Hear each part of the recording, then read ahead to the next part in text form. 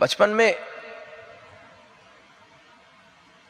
मैं बैठा होता था और मेरी बहन की खूब दोस्त घर आया करती थी। उसमें से एक दोस्त जब आती मेरी बहन से मिलती, हर बार मेरी बहन को देखती एक ही चीज दोहराती, ओ यार, पता नहीं क्यों दिल्ली में ये शब्द बहुत चलता है, ओ यार रायता फैल गया। मैं बड़ा घबराता, रायता कहां से आया। Very literal logical person I am, my fault. मैं झांकता, रायता नहीं फैला। उसका ये तकिया कलाम था, रायता फैल गया। और न जाने कैसी कटोरी थी उसकी कि उसका रायता हर समय फैला रहता था। आधी टूटी कटोरी। मैं सोचता ऐसी कटोरी में रायता डालती क्यों है।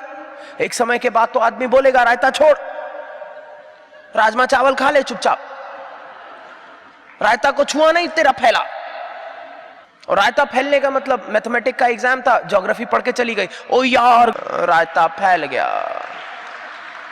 कुछ ना कुछ होता ही था उसके साथ। दिलेर मेहंदी के गाने पे नाचना था स्कूल में, कैसेट ले गई पंकज उदास की, ओ यार रायता फैल गया। अब पंकज उदास का गाना बजा और उसमें वो,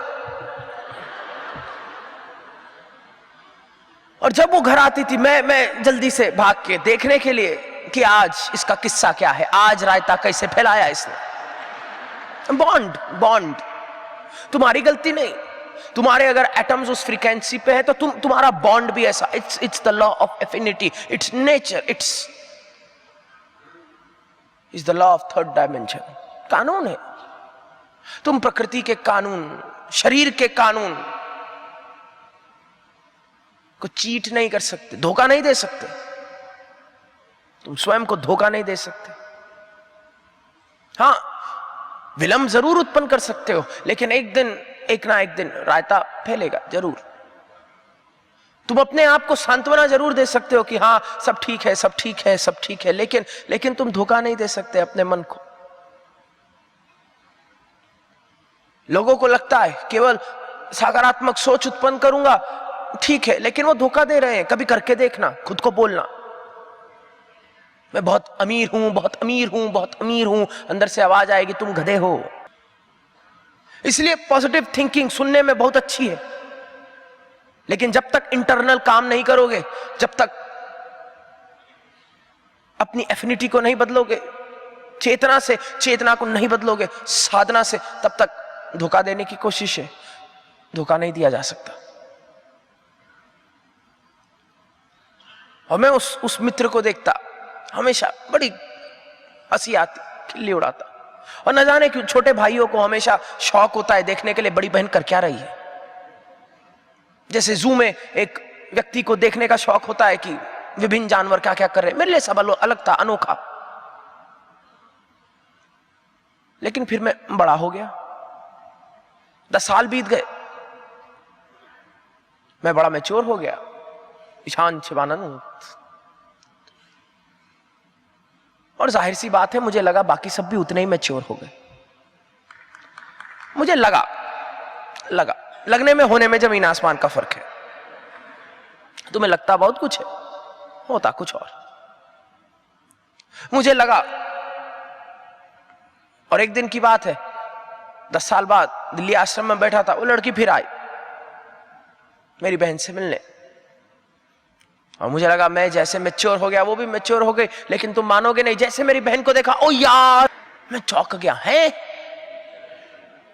रायता फैल गया।